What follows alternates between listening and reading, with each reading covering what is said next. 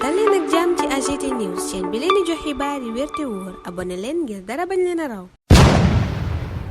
AGT News jërë ngeen jëf mbokk yi ci ànd bi ak ñun ci AGT News dal leen ak jàmm. projet bi nga xam ne depuis ay at ñi ngi àndandoo ak président Ousmane Sonko di ko xeex ba tey ji la ñu koy continuer di ko gunge dafa doon loo xam ne dañu ko gëm am ci conviction waaye itam dogu ci ngir mu daal di réussir dogu boobu ñu ci dogu nag àndandoo ngir mën a soppi suñu Sénégal gi moo waral la dañu siy def suñu kéemtalaay kattan ngir ndam loolu ñu mën cee jot ndax bés bu ñu ko seetaanee accompagner wuñu ko dafa nar a nekk des efforts pour zéro loolu moo waral itam lépp lu ñu ci nar a jaaxal dañuy taxaw wax ko doxalee ko comme dëgg gi ñu doon jiital ba ñuy xeex le régime de Macky Sall. Président Bassirou Diomaye Diakhar Faye son excellence ñu ngi koy sant di ko gërëma en tant que chef de l'État père de la nation démb génn na def benn sortie génn boo xam ne rek bëri na ci loo xam ne évoqué na ko waaye mu waxee ci posture président et non secrétaire général bu parti nekk au-dessus de la mêlée ay kàddoom mu yëkkatee ko ci anam boo xam ne ñëpp la daal di yamale ñëpp la daal di considéré waaye nag en tant que sénégalais li ñu gëm mooy sortie bu démb bu président Bassirou Diomaye Diakhar Faye mënoon naa ñàkk wala boog mu yamale ko tout simplement massawu ñi nga xam ne fleuve Sénégal bi mën ngeen di teg ay coono boole ci itam message bi nga xam ne joxe na ko muy apaisement ngir jongante yi ñu jëm mu mën a am ci jàmm tegu ci yoon kenn ku ci nekk la nga ca mérité ñu daal di la koy jox question yi nga xam ne nag jip na fa surtout bi ñeel Samba Ndiaye moo faussé complètement sortie bi nga xam ne moom président def na ko ndax gaa dafa wax en tant que chef de l'État waaye nag li ñu gëm mooy ci sortie boobule lu ni mel mënoon na faa ñàkk ndax bu ñu waxantee dëgg encouragé wul benn yoon patriotes yi te nag bu ñu naan patriotes yi bu ñu jàpp rek ne waa Pastef mu ñoo tax ñuy wax sympathisants yi topp ci ginnaaw parti bi topp ci ginnaaw Ousmane Sonko ñoo ëpp foofu waaye itam mu am ci des sénégalais neutres yoo xam ne dañ doon xeex régime bu Macky Sall ndax ñaawte fi ñu fi gisoon ak arrogance bi nga xam ne moom la ñu doon doxee loolu moo waral ñu gëm ne sortie bu président Bassirou Diomaye Diakhar Faye bile gaa patriotes yi nangul nañ ko waaye ba tey am na lu nekk ci seen ay xol la mooy ne Samba Ndiaye mile amul lu mën a justifier buruxloom gi nga xam ne def na ko bu doon sax ci benn régime dong la mës a bokk mën nañ ko comprendre waaye day teel a xam nguur guy daanu mu daw génn làqatu ji feneen li ñuy wax nag teguñu ko ci ay mbirum compétence waaye dañ koo teg ci probité ak éthique ndax dañuy faral di ko wax góor dafa am looy bañ am looy jomb am looy jombale sa bopp du ma défendre benn mbir dem ba ca cëppaandaw ga teg ko fa xam ne dafay daanu di jéem a xool nu may koccaatoo feneen dafa may koccaatu dama ko calculer ba mu leer nañ ngir dara bañ ma fa échappé technique gu ancien politicien yooyu nag kenn fàttewu ko ci réew mi xam nañu ne am na ci ñoo xam ne ñu ngi ci biir coalition Diomaye loolee mooy seen stratégie noonu la ñu doxalee dañoo teel a comprendre kii di Ousmane Sonko tôt ou tard ak lu mënti xew moom ak njabootam ñooy yore réewum Sénégal ñenn ñi teel a rangé wu ñeneen ñi bi ñu demee ba ci cëppaandaw ga gis ne nguurab Macky Sall dafay daanu ci la ñu daw génn moom Samba Ndiaye mile mi ngi ca biir nangul nañ nag président posture ma waaye nangul nañ itam Ousmane Sonko le président du parti Pastef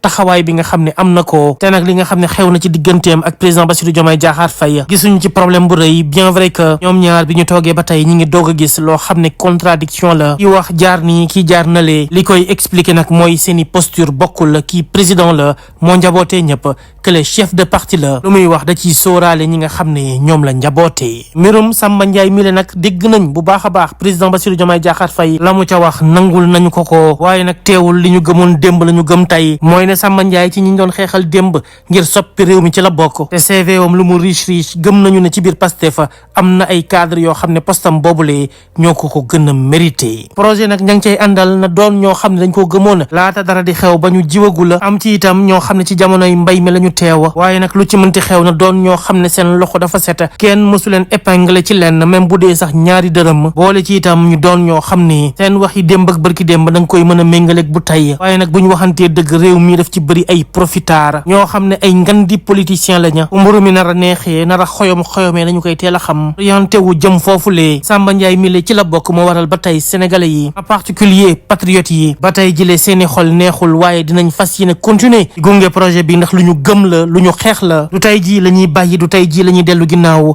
tey la ñuy gën a dëgër taxaw janoo ak système bi dañuy àndandoo ak Ousmane Sonko battre campagne jox ko majorité à l'Assemblée nationale comme ni mu ko bëggee en tant que tête de liste Pastef bu ñu ca noppee continuer liggéey bi ñu sumb ba noppi àndandoo ci ak son excellence Bassirou Diomaye Diakhar Faye ak itam képp koo xam ni da ngaa mës a gëm projet bi lii moo di dëgg te dëgg boobu nañu ko jiital ci suñu àndandoo bilee président Bassirou Diomaye Diakhar Faye ci dëgg lañu ko falee. PM Ousmane Sonko moo ñu ko jàngal ñu àndandoo ci ñun ak ñoom boobu ba tey di ci am ay ndam pour ndam yooyu mën a continuer faw dëgg gi ñu saxal ko ndax dëgg mooy njëkk dëgg mooy mujj te bés bu ñu ko bàyyee dinañu teggi suñu yoona te nag la ñuy séntu dootuñ ci mën a jot. kon ci gàttal li nga xam ne président Bassirou Diomaye Diakhar Faye def na ko wax na ko ñun patriotes yi même buñ ci d'accordul ak moom nangul nañ ko en tant que chef de l'État père de la nation waaye nag la Ousmane Sonko partagé woon ca page Facebook am loolu la ñu gëm loolu la ñu ànd même bu dee ci kanam la ñu koy def ay mesures correctives war naa mën a am bu ci amul itam ñi ngi toog di constater waaye nag duñu tax a yaafus benn yoon dañuy battre campagne dañuy continuer di gunge projet bi ñu gëm te nag duñu nangu kenn ku ñu ko yàqal ak koo mënti doon xamal ne ñun sénégalais yi dañoo sacrifié wu ngir lu ni mel daal di mën a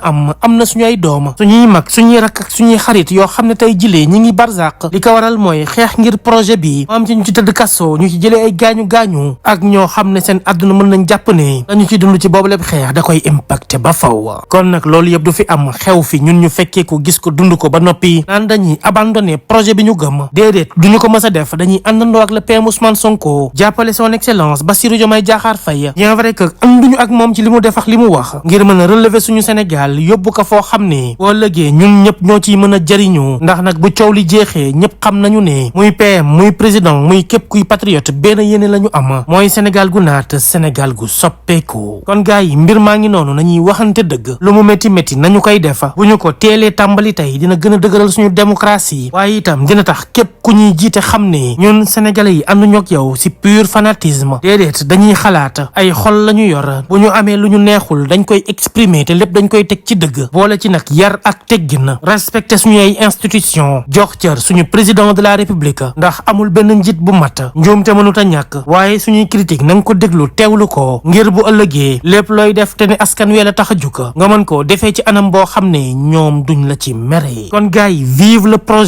projet porté par Bassirou Diomaye Diakhar Faye incarné par Ousmane Sonko le projet accompagné par tous les Sénégalais. AGT News.